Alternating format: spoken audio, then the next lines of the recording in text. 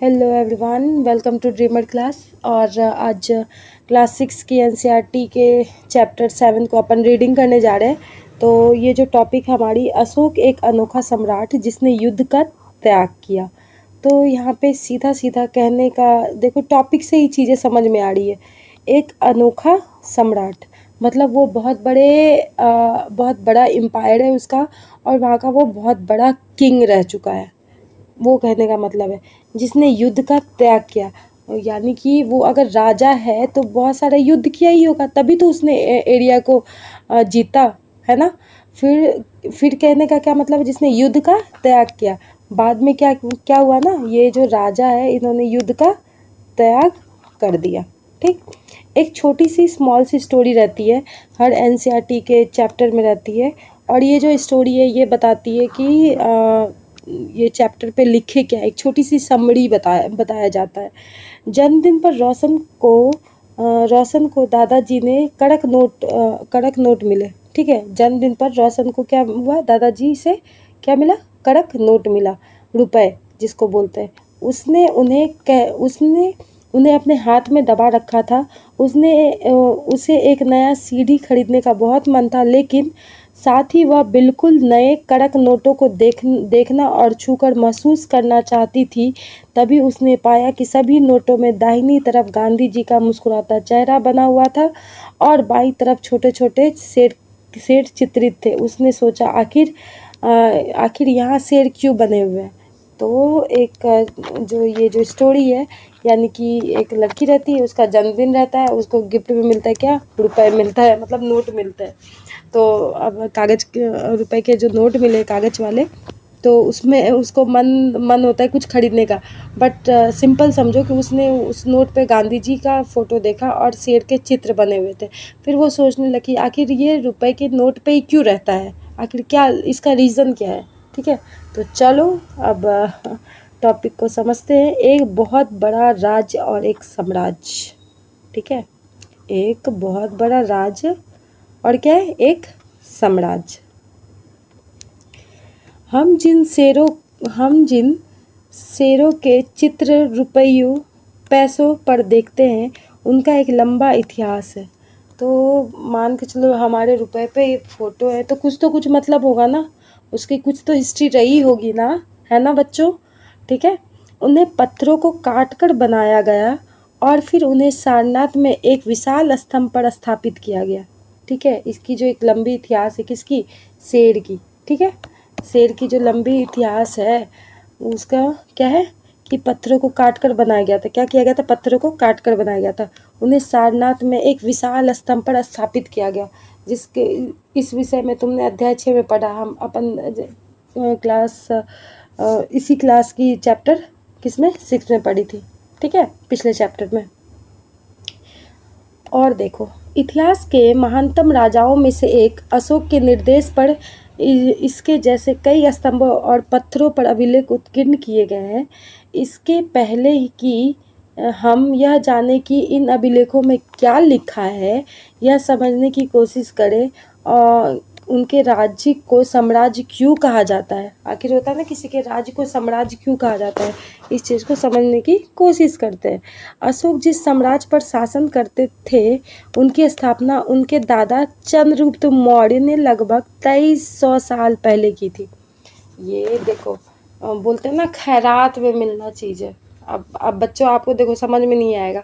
कहने का मतलब है कि अगर आप मान के चलो कि आपके पापा बहुत गरीब है और आप एक आईएएस ऑफिसर बनते हो। ठीक है, तो आपने तो मेहनत करके उसको ली, लेकिन अगर आपके दादाजी ही आईएएस ऑफिसर है और उसके आपके पापा भी आईपीएस है और उसके बाद भी आप आईपीएस बन रहे हो, तो कहीं ना कहीं वो हेरिडिटरी वो चलती आ रही है ना, जनरेशन टू जनरेशन। तो वही अशोक का वही था कि उसके जो दादाजी थे चंद्रगुप्त मौर्य, वो मतलब उसने ही इस साम्राज्य की स्थापना करी थी। ठीक है, उसके बाद उसका पोता अशोक आया था। ठीक, हालांकि सबकी मेहनत अलग है, लेकिन कहने का यहाँ मतलब ये है कि उनकी बाय जनरेशन जो थी वो राज्य संभाल रही थी। चाणक्य या कौटिल्य नाम का एक बुद्धिमान व्यक्ति ने चंद्रगुप्त की सहायता की थी। तो कौटिल्य जो है चंद्रगुप्त के गुरु थे, जो उनको आगे बढ़ने में बहुत ही हेल्प करा था। तो चाणक्य के कई विचार हमें अर्थशास्त्र नाम की किताब में मिलते हैं। किसमें? ये क्वेश्चन बच्चे आपसे एग्ज़ाम में पूछे जाएंगे, क्या कि अर्थशास्त्र की जो बुक है ये किसकी है, किसने लिखा है? तो ये जो अर्थशास्त्र है इसको लिखा है चाणक्य ने। ओके, अब देखते हैं वंश। जब एक ही परिवार में कई सदस्य एक के बाद एक राजा बनते हैं तो उन्हें एक ही वंश का कहा जाता है।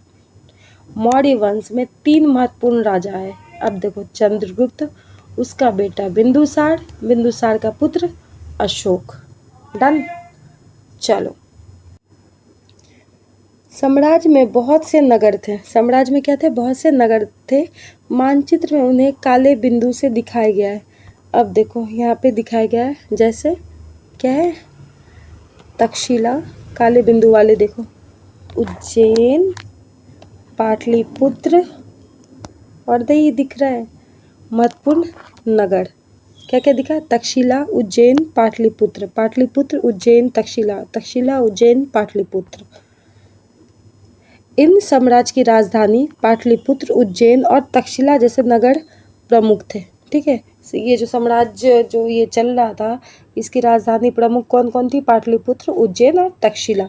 तक्षशिला उत्तर पश्चिम और मध्य एशिया के लिए आने जाने का मार्ग थे। तो यानी कि ये जो है, एक मिनट बच्चे ध्यान से समझो, ये जो है तक्षशिला, ये इधर से पाकिस्तान, उस टाइम तो पाकिस्तान नहीं थी, मतलब ईरान, इराक, उज्बेकिस्तान, किर्गिस्तान, इधर चाइना, फिर रसिया, मतलब ऊपर ये सब कंट्री है। तो कौन कनेक्ट कर रहा है इधर? इधर वाला नगर कौन सा है? ये जो राजधानी जिसकी थी, ये तक्षशिला कनेक्ट कर रही थी। कौन सी? तक्षशिला कनेक्ट कर रही थी। डन। चलो, इनमें साम्राज्य की राजधानी पाटलिपुत्र, उज्जैन और तक्षशिला जैसे नगर प्रमुख थे। ठीक, इतना हम लोगों ने पढ़ा। आगे भी तक्षशिला उत्तर पश्चिम और मध्य एशिया के लिए आने जाने का मार्ग था, लिखा है ना, जो अभी मैं बताई। दूसरी तरफ अपने को क्या पढ़ना है? अब पढ़ना है अपने को उज्जैन। तो उज्जैन उत्तरी भारत से दक्षिणी भारत आने वाले रास्ते में पड़ता है। अब देखो, मेन एरिया को उन्होंने क्या कर रहा था? कैपिटल वगैरह बना के रखा था, नगर बना करके रखा हुआ था उन्होंने। तो उज्जैन, ये जो उज्जैन है, ये कहाँ कहाँ कनेक्ट कर रहा है? एक इधर कनेक्ट कर रहा है, ठीक है, एक इधर कनेक्ट कर रहा है, दूसरी इधर, मतलब उत्तरी भारत और दक्षिणी भारत को कौन सा कनेक्ट कर रहा है? उज्जैन। क्या? उज्जैन। ठीक है, देखो मैप अगर ध्यान में रहेगी ना तो आपकी सारी चीज़ें क्लियर हो जाएगी। अब चलते हैं, शायद नगरों में व्यापारी, सरकारी अधिकारी और शिल्पकार रहा करते थे। मतलब नगर में कौन कौन रहा करते थे? जो सरकारी अधिकारी सब होते थे, शिल्पकार, स्कल्पचर जिसको बोलते हैं, व्यापारी जो ट्रेडर वगैरह होते थे, उन सबको वो लोग यहाँ पे रहते थे। साम्राज्य के बहुत बड़े क्षेत्रों में किसानों और पशुपालकों के गांव बसे हुए थे। साम्राज्य के बहुत बड़े क्षेत्रों में किसानों और पशुपालकों के गांव बसे हुए थे। मध्य भारत जैसे इलाकों में ज़्यादातर हिस्सा जंगलों से भरा हुआ था। वहाँ पर लोग फल फूल का संग्रहण और जानवरों का शिकार करके जीविका चलाते थे। क्या करते थे? पशुपालन करते थे, फल फूल का संग्रहण करते थे और जानवरों का शिकार करके उन लोग की आम जीवन चलती थी। साम्राज्य के अलग अलग इलाकों में लोग भिन्न भिन्न भाषाएं बोलते थे। वे लोग शायद अलग अलग प्रकार का भोजन करते थे और यहाँ तक कि अलग अलग किस्म की पोशाक पहनते थे। ठीक है, ये देखो, इसकी टॉपिक अपन पढ़ लेते हैं। जिन जगहों पर अशोक के शिलालेख मिले उन्हें लाल बिंदु से दिखाया गया और ये सारे इलाके साम्राज्य के भीतर थे। उन देशों का नाम बताओ जहाँ अशोक के अभिलेख मिले। भारत कौन से राज्य मौर्य साम्राज्य से बाहर था? तो ये जो रेड कलर का जो दिखाया गया ना, कलिंग, जोगर, धौली, ब्रह्मगिरी, येरगुड्डी, मस्की, सन्नती, सोपारा, गिरनार, पनगुड़िया, सांची, रूपनाथ, कौशाम्बी, गुज्जर, सारनाथ, लौरिया, रामपुरवा, ठीक है, लौरिया राज है ना, ये सब सब अभिलेख है। मेरठ, टोपरा, बहापुर दिल्ली, कलसी, शहबाजगढ़ी, मनसेरा, लंबक, गंधार, ये सब क्या है, ये सब अभिलेख है। ओके, समझ आ रहा है बच्चे? नहीं आ रहा है तो आप कमेंट करो, बताओ कहाँ समझ में नहीं आ रहा टॉपिक। मैं फिर से वीडियो बना के फिर से अपलोड कर दूंगी अच्छे से बता करके, ठीक है, बट चीज़ें क्लियर होनी चाहिए। राज्य साम्राज्य से कैसे भिन्न है? राज्य साम्राज्य से कैसे भिन्न है? क्योंकि साम्राज्य राज्यों से बड़े होते हैं, क्योंकि साम्राज्य राज्य से बड़े होते हैं, उनकी रक्षा के लिए बड़ी सेनाएं की ज़रूरत होती है, इसलिए सम्राटों को राजाओं की तुलना में ज़्यादा संसाधनों की ज़रूरत पड़ती थी। राज्य एक लोकल एरिया मतलब लोकल एरिया के लिए होता है राज्य, और साम्राज्य जो होता है ना बहुत बड़ा एरिया संभालता है। तो अगर बहुत बड़ा एरिया संभाल रहा है तो उसके लिए उसको सेनापति भी उतना चाहिए ना, उसको उतना संसाधन भी चाहिए ना, है ना। दूसरी पॉइंट क्या है, इसी कारण उन्हें बड़ी संख्या में कर इकट्ठा करने वाले अधिकारी की ज़रूरत पड़ती थी। अब उनको जो टैक्स लेना रहता था तो उसके एक आदमी से होना नहीं है, तो उन्होंने मतलब बहुत सारा सेना की ज़रूरत पड़ती थी। अब देखते हैं साम्राज्य का प्रशासन मीन्स कैसा था, वहाँ पे एडमिनिस्ट्रेटिव रूल कैसी थी, साम्राज्य पे कैसे रूल किया जाता था, वहाँ की रूल रेगुलेशन क्या थी, अपन चलो उसको समझने की कोशिश करते हैं, ठीक है। चूँकि मौर्य साम्राज्य बहुत बड़ा था, इसलिए अलग अलग हिस्सों पर अलग अलग ढंग से शासन किया जाता था। पाटलिपुत्र और उसके आसपास के इलाकों पर सम्राट का सीधा नियंत्रण था। डन? नहीं समझ में आया? फिर बताती हूँ। चूँकि मौर्य साम्राज्य बहुत बड़ा था, इसलिए अलग अलग किस्सों पर अलग अलग ढंग से शासन किया जाता था।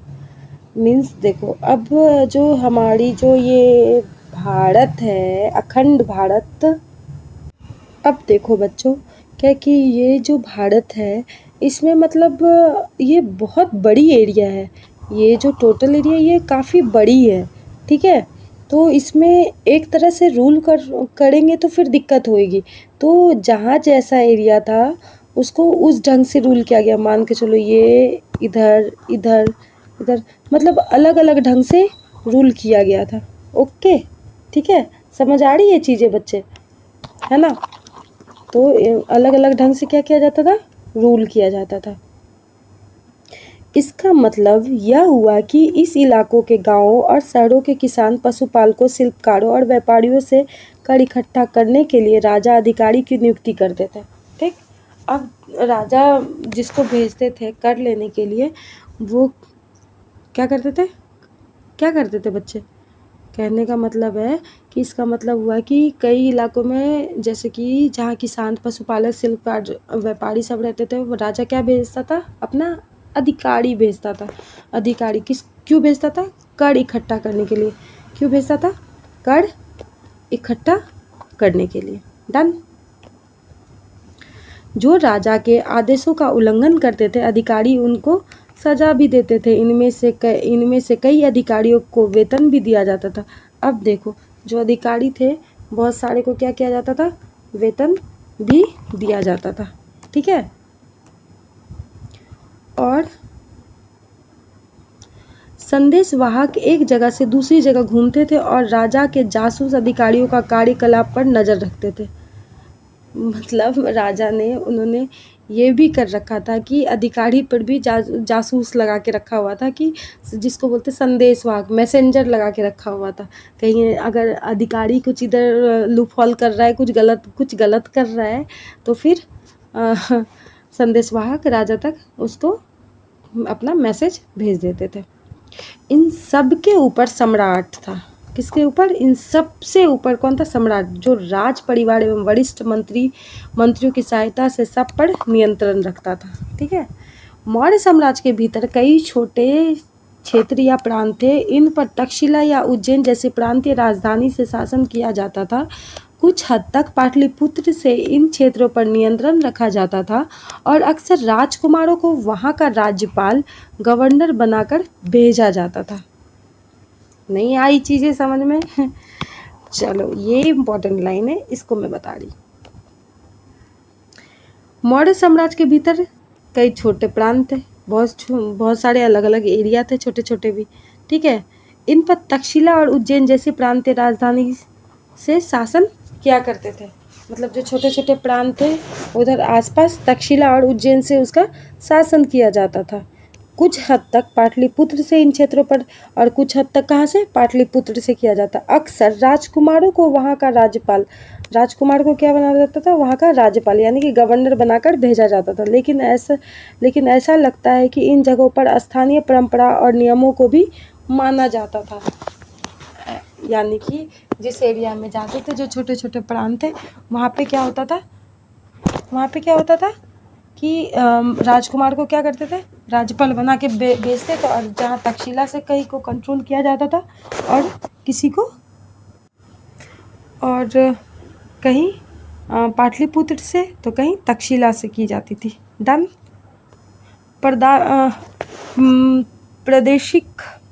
प्रादेशिक केंद्रों के बीच विस्तृत क्षेत्र थे। इनके इलाकों में मौर्य शासक सिर्फ मार्गों और नदियों पर नियंत्रण रखने की कोशिश करते थे। आवागमन के लिए महत्वपूर्ण थे। यहाँ से उन्हें जो भी संसाधन कर और भेंट के रूप में मिलते थे उसे इकट्ठा किया जाता था। उदाहरण के लिए अर्थशास्त्र में यह लिखा है कि उत्तर पश्चिम कंबल के लिए और दक्षिण भारत सोना और कीमती पत्थरों के लिए प्रसिद्ध था। संभव है कि संसाधन नजराने के रूप में इकट्ठे किए जाते थे। अब देखो, नजराना पहले समझ लो, फिर आगे बताती हूँ। नजराना, जहाँ कर नियमित ढंग से इकट्ठे किए जाते थे, वहीं नजराना अनियमित रूप से जब भी संभव हो इकट्ठा किया जाता था। ऐसे नजराने विविध पदार्थों रूप में प्राय ऐसे लोगों के लिए जाते थे जो स्वेच्छा से इसे देते थे। मतलब नजराना अनियमित, एक तो कर था जो नियमित रूप से देना ही था, लेकिन नजराना क्या था? अनियमित रूप से देना होता था, जहाँ जब मन होता था देता था, ऐसा कह सकते हैं, ठीक है। और जहाँ ज़्यादा संसाधन होती थी वहाँ से राजा उस संसाधन का यूज करते थे और उस पर नज़र रखते थे कि उस पर ज़्यादा टैक्स भी लगाते होंगे। ऐसा भी सिस्टम हो सकता है, ठीक है। जैसे कि हम लोग देखते हैं कि मान के चलो ये भारत है,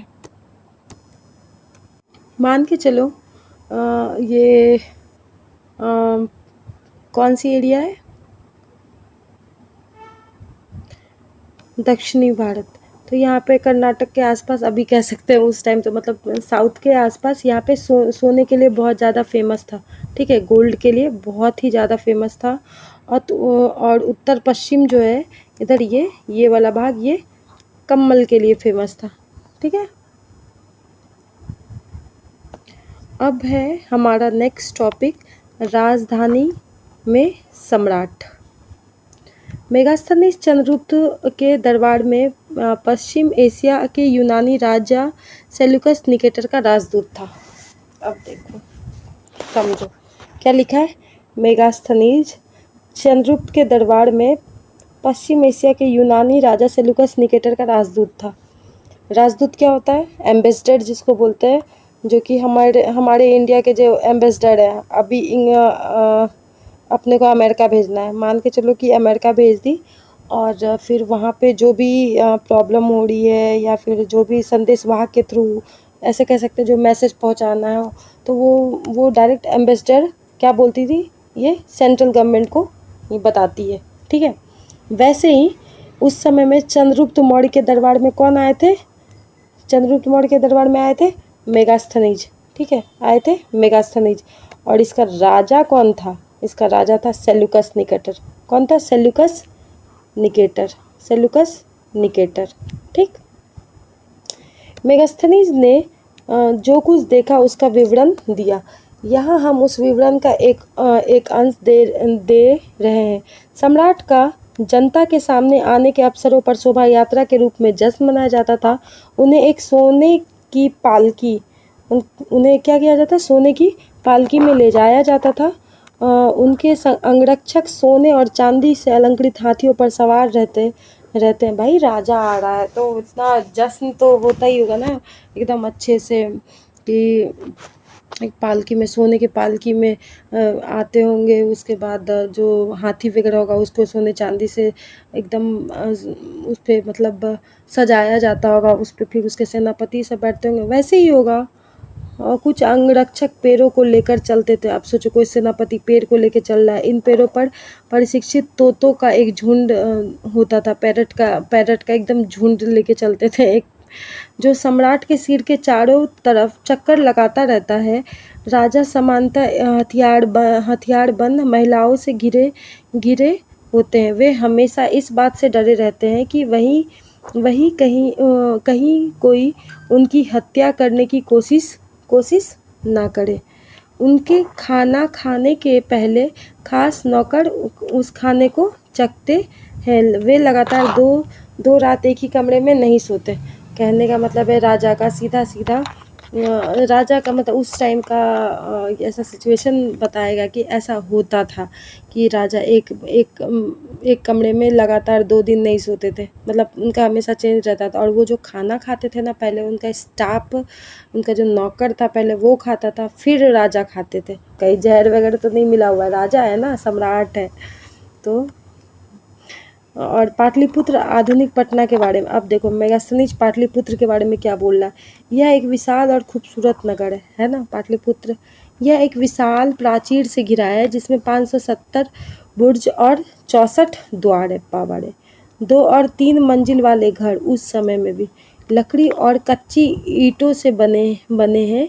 राजा का महल भी काठ से बना है जिसे पत्थर की नक्काशी से अलंकृत किया गया है। यह चारों तरफ से उद्यानों और चिड़ियों के लिए बने बेसरों से घिरा है। ठीक है, ये पाटलिपुत्र के बारे में बताया जा रहा है। और अंत में जंगल वाले इलाके आते हैं। वहाँ रहने वाले लोग काफ़ी हद तक स्वतंत्र थे। उनसे यह उम्मीद की जाती थी कि मौर्य पदाधिकारियों को हाथी, लकड़ी, मधु और मोम जैसी चीज़ें लाकर दे। वो पिछले वाला टॉपिक था। अब देखते हैं न्यू टॉपिक क्या है। अशोक एक अनोखा सम्राट। अभी तो हम लोग वही पढ़ रहे थे सम्राट के बारे में, लेकिन अशोक के बारे में तो अभी हम लोगों ने नहीं पढ़ा है। अब हमारी टॉपिक हो रही है अशोक से रिलेटेड। अशोक एक अनोखा सम्राट। अशोक मौर्य वंश के सबसे प्रसिद्ध शासक थे। ठीक है, मौर्य वंश का सबसे, हालांकि सारे फेमस थे, ऐसा नहीं कि नहीं। चंद्रगुप्त मौर्य भी अपने आप में एक बहुत बड़ा फेमस है, लेकिन अशोक जो है मौर्य वंश में सबसे प्रसिद्ध है। ठीक है, वह ऐसे पहले शासक थे जिन्होंने अभिलेखों द्वारा जनता तक अपने संदेश पहुंचाने की कोशिश की। कहा अभिलेख मतलब कुछ चाहे पत्थर पे लिखा हो चाहे पत्ते पे लिखा हो। कहने का मतलब है कि वो जो मैसेज जो भेज रहे थे ना, वो किसी चीज़ पे लिख करके भेज रहे थे या कहीं चिपका देते थे। जैसे कि अभी मान के चलो कहीं मेला लगता था, आगे लिखा रहता है ना डिज्नीलैंड मेला, तो वैसे ही वो लिखा रहता था। अभिलेखों द्वारा वो जनता तक अपने संदेश पहुंचाने की कोशिश की। अशोक के ज़्यादातर अभिलेख कौन से भाषा में? प्राकृत भाषा में और ब्राह्मणी लिपि में। अब देखो, कलिंग युद्ध का वर्णन करता हुआ अशोक का अभिलेख, एक अशोक का खुद का अभिलेख है जिसपे उन्होंने एक वार की चर्चा की है। कलिंग युद्ध के बारे में उन्होंने बताया है। अपने एक अभिलेख में अशोक ने यह बात कही, राजा बनने के 8 साल बाद मैंने कलिंग विजय की। मतलब बताओ, राजा वो बन गया, राजा बनने के कितने साल बाद? 8 साल बाद। ठीक है, उसने किस पे विजय की? कलिंग पर। लगभग 1.5 लाख लोग बंदी बना लिए गए। कितने? 1.5 लाख लोग को क्या किया गया? बंदी। 1 लाख से भी ज़्यादा लोग मारे गए। आप सोचो कितना इंसान, बच्चा, बूढ़ा, लड़की, किसी की वाइफ, मतलब सब, कितना पूरा खून ही खून हो गया होगा। इतना 1 लाख कम नहीं होता है, बहुत है। 1 लाख से भी ज़्यादा लोग मारे गए। इससे मुझे बहुत अपार दुख हुआ। उसके बाद मतलब वो क्या जता रहा है कि इतने लोग जो मारे गए मेरे थ्रू से। उसके बाद जब मैं ये देखा तो मुझे बहुत ही ज़्यादा दुख हुआ। जब किसी स्वतंत्र देश को जीता जाता है तो लाखों लोग मारे जाते हैं और बहुत सारे बंदी बनाए जाते हैं। इसमें ब्राह्मण और श्रमण भी मारे जाते हैं। जो लोग अपने सगे संबंधियों और मित्रों को बहुत प्यार करते हैं तथा दासों और मृतकों के प्रति दयावान होते हैं, वे भी युद्ध में या तो मारे जाते हैं या अपने प्रियजनों को खो देते हैं। इसलिए मुझे पश्चाताप हो रहा है। अब मैंने धम्म पालन करने और दूसरों को इसकी शिक्षा देने का निश्चय किया है। अब क्या बोल रहा है कि अब मैं ये सब नहीं करूँगा, अब मैं धम्म की पालन करूँगा और उसके बाद और इसके थ्रू से मैं सबको शिक्षा दूँगा। मैं मानता हूँ कि धम्म के माध्यम से लोगों का दिल जीतना बलपूर्वक विजय पाने से ज़्यादा अच्छा है। मैं यह अभिलेख भविष्य के लिए एक संदेश के रूप में इसलिए उत्कीर्ण कर रहा हूँ कि मेरे बाद मेरे बेटे पोते भी युद्ध ना करें। इसके बदले उन्हें यह सोचना चाहिए कि धम्म को कैसे बढ़ाया जाए। धम्म, अब समझो धम्म क्या है। धम्म क्या है? संस्कृत शब्द का धर्म का प्राकृत रूप है। क्या है? धर्म का प्राकृत रूप क्या है? धम्म। तो कहने का मतलब है क्या कि वो धम्म के रास्ते पे चलने लगे थे, यानी कि वो संदेश वगैरह एकदम मार काट वाला चीज़ से दूर होने लगे। कैसे डेवलप किया जाए किस चीज़ को, ये मतलब विदाउट मारपीट किए करना है, तो वो रास्ता को फॉलो कर रहे थे। और ये अभिलेख जो लिख रहे थे वो ये भी चाह रहे थे क्या कि जो हमारे बाद जो हमारा पुत्र आएगा, जो पोते आएंगे, वो लोग भी युद्ध ना करें। अशोक का कलिंग युद्ध। कलिंग तटवर्ती उड़ीसा का एक प्राचीन नाम है। उड़ीसा का क्या एक प्राचीन नाम है? एक तटवर्ती, एक एरिया लगा हुआ है, तट से लगा हुआ है, ठीक है। मानचित्र 5 पेज नंबर 68 पे देखो। अशोक ने कलिंग को जीतने के लिए एक युद्ध लड़ा, लेकिन युद्ध जनित हिंसा और खून खराबा देखकर उन्हें युद्ध से वितृष्णा हो गई। उन्होंने निर्णय लिया कि वे भविष्य में कभी युद्ध नहीं करेंगे। अब अशोक का धम्म क्या था? अब देखते हैं कि उन्होंने धम्म पे क्या क्या लिखा है। उनका जो धर्म था वो धर्म के जो रास्ते पे चलने लगे, तो धर्म था क्या? जैसे कि धर्म, अभी हमारा धर्म क्या है? हमारा धर्म है कि अपन अच्छे से पढ़े और जल्दी से जॉब ले लें। हमारा तो वही टारगेट है ना। जैसे कि हमारे पेरेंट्स का क्या है? उनका धर्म क्या है कि हमारे बीवी बाल बच्चे को कोई दिक्कत नहीं हो, है ना। हमारे जो पेरेंट्स हैं उनका क्या कर्तव्य है? यही है ना कि हमारे बीवी बाल बच्चे माँ बाप को कोई भी दिक्कत नहीं हो, हमारे घर एक परिपूर्ण तरीके से चले, वही है हमारा धर्म। तो देखते कि अशोक का धर्म क्या था। अशोक के धर्म में किसी देवता की पूजा अथवा किसी कर्म कांड की आवश्यकता नहीं थी। इसमें मतलब इनका जो धर्म का, ये जो धर्म की जो चर्चा की गई है अशोक का, ऐसा नहीं कि इसमें पूजा पाठ करो, कर्म कांड जो कि अगरबत्ती दिखाओ या फिर नमाज पढ़ो या फिर कोई भी धर्म से, उनका ऐसा कुछ नहीं था, ठीक है। उन्हें लगता था कि जैसे पिता अपने बच्चों को अच्छे व्यवहार की शिक्षा देते हैं, वैसे ही यह उनका कर्तव्य था कि अपनी प्रजा की निर्देश दे। वे बुद्ध के उपदेशों से भी प्रेरित हुए। तो उनका ये कहना था जैसे कि पिता अपने बेटे का जैसे रक्षा करते हैं, उन्हें शिक्षा देते हैं, वैसे ही एक राजा का एक कर्तव्य बनता है क्या कि अपनी प्रजा की रक्षा करे। और वो बुद्ध धर्म से भी बहुत ही प्रेरित थे। ऐसी कई समस्याएं थी जिनके लिए उनमें संवेदना थी। उनकी साम्राज्य में अलग अलग धर्मों को मानने वाले लोग थे और उससे कई बार टकराव पैदा हो जाता था। जानवरों की बलि चढ़ाई जाती थी। दासों और नौकरों के साथ क्रूर व्यवहार किया जाता था। इनके अलावा परिवार में पड़ोसी के बीच में झगड़े होते रहते थे। अशोक ने यह महसूस किया कि इन समस्याओं का निदान उनका कर्तव्य है, इसलिए उन्होंने धम्म महामात्र नाम के अधिकारियों की नियुक्ति की। जगह जगह जाकर धर्म की शिक्षा देते थे। तो कहने का मतलब नहीं होता आसपास में कोई इंसान लड़ लेता था तो कोई अब कोई बलि चढ़ाता है, कोई जानवर की बलि चढ़ाई जाती है, तो वही है। वो तो उसके लिए उन्होंने किसकी नियुक्ति की? धम्म महामात्र की नियुक्ति की। इसके अतिरिक्त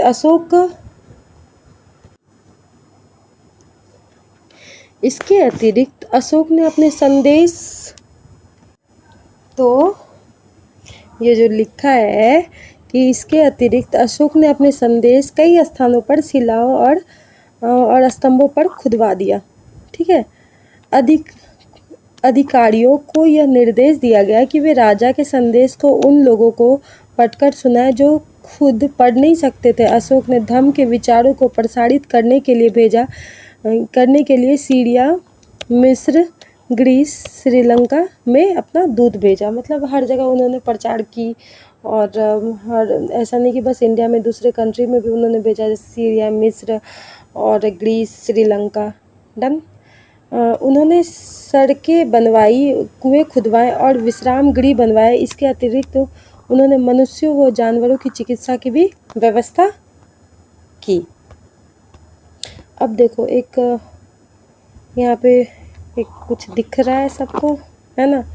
ये नंदी जी दिख रहा है अपने को। तो आगे देखते हैं क्या लिखा है। उत्कृष्ट पॉलिश वाले पत्थर की इस मूर्ति को देखो, वो बिहार के रामपुरवा के लिए एक मौर्यकालीन स्तंभ का हिस्सा है। अब इसे राष्ट्रपति भवन में रखा गया है। यह उस समय की मूर्तिकला का एक नमूना। अभी इसको कहाँ रखा गया है?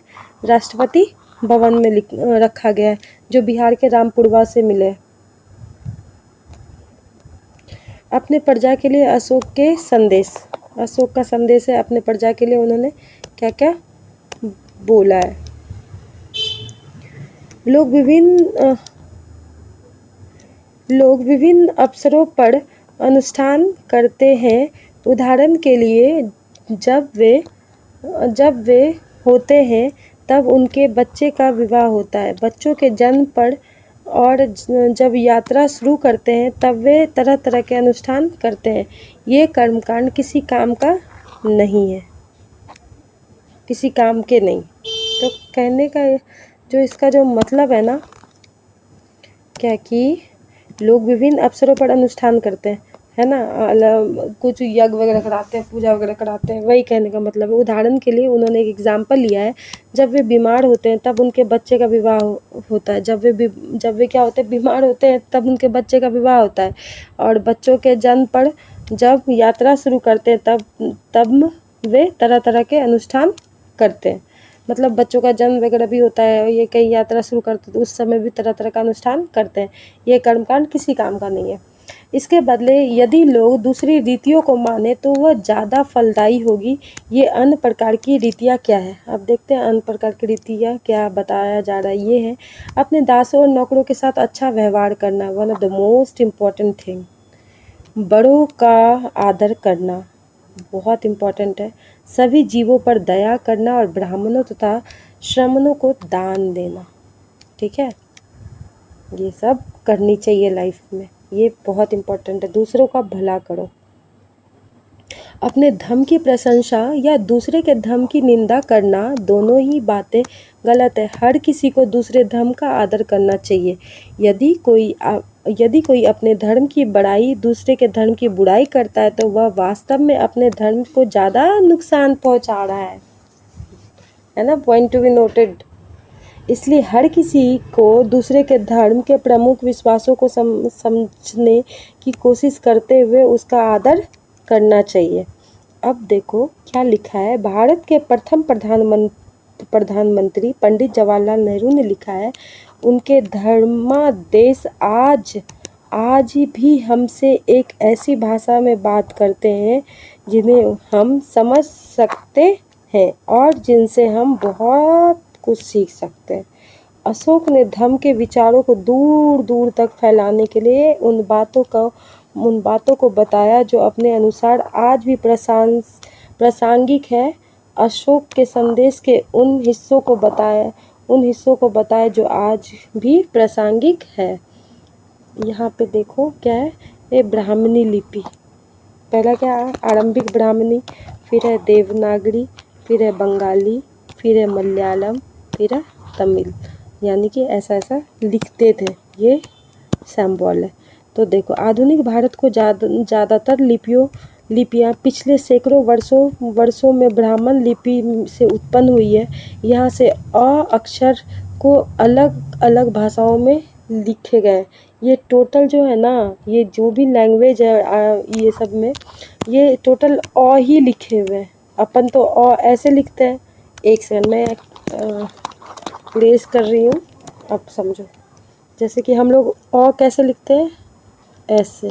तो हमारी जो हिंदी है ये है ऐसी, लेकिन ये भी लिखा है, ये भी लिखा है, ये भी लिखा है, ये भी ही लिखा हुआ है। लेकिन भाषाएं अलग है, लिपियाँ सबकी अलग है। अब देखो एक छोटी सी स्टोरी रहती है हर चैप्टर पे। अनियंत्र मौर्य साम्राज्य के उभरने से थोड़ा पहले, लगभग 24 वर्ष पहले, चीन के सम्राट ने चीन की दीवार का निर्माण शुरू किया। चीन की दीवार, भाई ये रही चीन की दीवार, ठीक है, यहाँ से शुरू हो रही है। इससे बनाने का उद्देश्य उत्तरी सीमा की पशुपालक लोगों की रक्षा करना था। अगले 2000 वर्षों तक इस दीवार का निर्माण कार्य चलता रहा, क्योंकि साम्राज्य की सीमाएं बदलती रही। यह दीवार लगभग 6400 किलोमीटर लंबा है। कितना? 6400 किलोमीटर। अब सोचो कितना, तथा 6400 किलोमीटर बहुत लंबा हो जाता है। तथा पत्थर और ईंट से बनी है। किससे बनी है? पत्थर और ईंट। दिख रहा है ना, देखते हैं कुछ है भी नहीं, मतलब पत्थर और ईंट से बना। चुकी उस टाइम में इतने स्ट्रॉन्ग तरीके से, मतलब बहुत स्ट्रॉन्ग उस टाइम। अभी पुल बनते गिर जाते हैं, बट उस टाइम के बहुत सारी चीज़ें ऐसी ही है जो अभी भी है। तो कहने का मतलब है उस समय का हर चीज़ स्ट्रॉन्ग आता था। इसकी ऊपरी सतह सड़क जैसी चौड़ी है, ठीक है। क्या है? सड़क जैसी चौड़ी है। इस दीवार को बनाने के लिए हजारों लोग को काम करना पड़ा। कितने? हजारों लोगों को काम करना पड़ा। हर 100 से 200 मीटर की दूरी पर इस पर निगरानी के लिए बुर्ज बने हुए। पड़ोसी देशों के प्रति अशोक का रवैया चीनी सम्राटों के रवैये से कैसे भिन्न है बताना है। और कुछ महत्वपूर्ण तिथियां हैं। मौर्य साम्राज्य की शुरुआत कब हुई थी? 2300 साल पहले। तो आज ये चैप्टर हमारा कंप्लीट हुआ। हंसते रहो और खुशी से पढ़ाई करो। जो टारगेट है उसको कंप्लीट करो और तुरंत कंप्लीट हो जाएंगे। डोंट वरी, सब अच्छा होगा। चलो, goodbye, have a nice day, have a nice time. Bye.